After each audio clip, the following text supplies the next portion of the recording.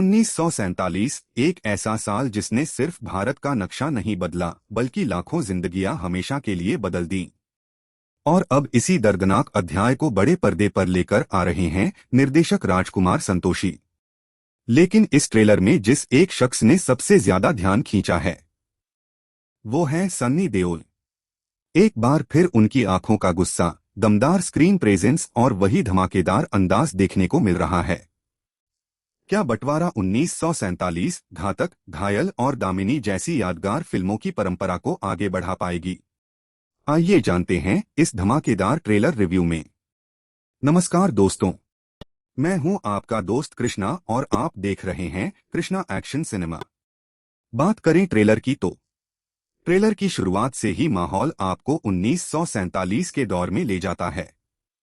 Trailer के कई दृश्य आपको सन्नी देओल की ब्लॉकबस्टर फिल्म गदर, एक प्रेम कथा की याद दिलाते हैं। वही विभाजन का दर्द, बिछड़ते परिवारों की पीड़ा और भावनात्मक माहौल एक बार फिर देखने को मिलता है। सेट्स, कॉस्ट्यूम और सिनेमैटोग्राफी सब उस समय का एहसास दिलाने की कोशिश करते हैं। अब बात करते हैं उस कलाकार की जिसका मैं खुद बहुत बड़ा प्रशंसक हूं, एक्शन किंग सन्नी देओल। मेरे लिए सन्नी देओल सिर्फ एक एक्शन स्टार नहीं हैं, बल्कि भावनाओं को भी पूरी ताकत से पर्दे पर उतारने वाले अभिनेता हैं। ट्रेलर में उनकी धमाकेदार एंट्री एक बार फिर दर्शकों में फिल्म को लेकर एक्साइटमेंट जगाती है। उनकी आंखों की गंभीरता, चेहरे का भाव और स्क्रीन प्रेजेंस बताते हैं कि उनका किरदार कहानी में महत्वपूर्ण भूमिका निभा सकता है। अगर फिल्म में उनके लिए दमदार दृश्य और प्रभावशाली संवाद हैं, तो दर्शकों के लिए यह एक यादगार प्रदर्शन बन सकता है। काफी समय बाद प्रीति जिंटा को बड़े पर्दे पर देखना अपने आप में खास लगता है। ट्रेलर में उनका शांत लेकिन प्रभावशाली अभिनय नजर आता है। उनके चेहरे के भाव इस दौर के दर्द और संघर्ष को महसूस कराने की कोशिश करते हैं। उम्मीद है कि फिल्म में उनका किरदार कहानी को भावनात्मक गहराई देगा। शबाना आजमी ट्रेलर में गरिमा और गहराई लेकर आती हैं। उनके चेहरे के भाव बिना ज्यादा संवाद के भी बहुत कुछ कह जाते हैं। ऐसा लगता है कि उनका किरदार फिल्म की भावनात्मक रीढ़ हो सकता है। करण देओल इस ट्रेलर में पहले से कहीं ज्यादा आत्मविश्वासी दिखाई देते हैं। उनकी स्क्रीन प्रेजेंस बेहतर लगी और अगर पूरी फिल्म में उन्हें मजबूत किरदार मिला तो यह उनके करियर की अहम फिल्मों में से एक साबित हो सकती है। अभिमन्यु सिंह एक ऐसे अभिनेता हैं जो अपने दमदार और खतरनाक किरदारों के लिए जाने जाते हैं। ट्रेलर में उनकी झलक ही तनाव पैदा कर देती है। अगर पूरी फिल्म में उनका किरदार इसी तरह लिखा गया है तो वह कहानी के सबसे मजबूत हिस्सों में से एक बन सकते हैं।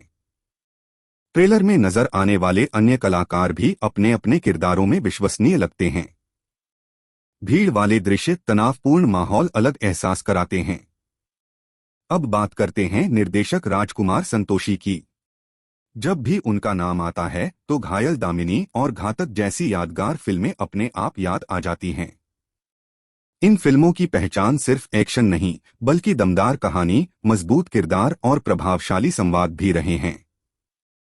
इसी वजह से बंटवारा 1947 से उम्मीदें भी स्वाभाविक रूप से बढ़ जाती हैं। ट्रेलर देखकर लगता है कि संतोषी एक गंभीर और भावनात्मक कहानी पेश करने की कोशिश कर रहे हैं। अब देखना होगा कि पूरी फिल्म इन उम्मीदों पर कितनी खरी उतरती है। सिनेमैटोग्राफी प्रभावशाली लगती है। बैकग्राउंड म्यूजिक ट्रेलर के तनाव और भावनाओं को बेहतर बनाता है। प्रोडक्शन डिजाइन उस दौर का माहौल बनाने की कोशिश करता है। एडिटिंग तेज है और ट्रेलर में उत्सुकता बनाए रखती है। कुल मिलाकर बंटवारा 1947 का ट्रेलर एक गंभीर, भावनात्मक और बड़े स्तर की फिल्म का संकेत देता है। एक सनी देओल प्रशंसक होने के नाते मैं उम्मीद करता हूं कि फिल्म में उनका किरदार ट्रेलर से भी ज्यादा दमदार निकले। लेकिन अंतिम फैसला पूरी फिल्म देखने के बाद ही किया जा सकता है। मेरी तरफ से ट्रेलर को 5 में से 4 स्टार। अगर आपको यह ट्रेलर रिव्यू पसंद आया हो तो वीडियो को लाइक करें, कमेंट करके बताइए कि ट्रेलर में आपको सबसे ज्यादा कौन सा कलाकार प्रभावित कर गया। और अगर आप भी सन्नी देओल के फैन हैं तो कमेंट में जरूर लिखिए। हिंदुस्तान जिंदाबाद। मिलते हैं अगली वीडियो में। जय हिंद।